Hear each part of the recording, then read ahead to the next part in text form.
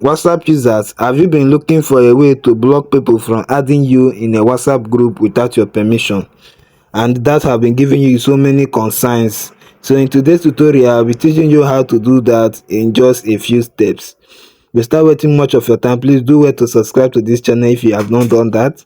Give the video a thumbs up and share this video. Let's dive in. The first thing you have to do is to go to your WhatsApp.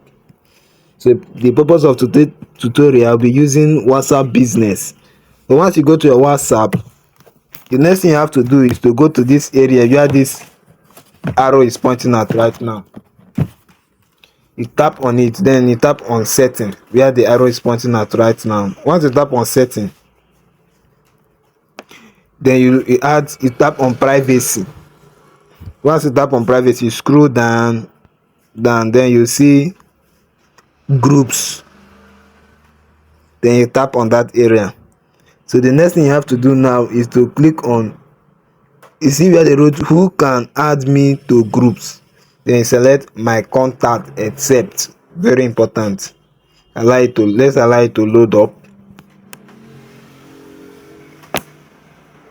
So it's loading, just a little patience please.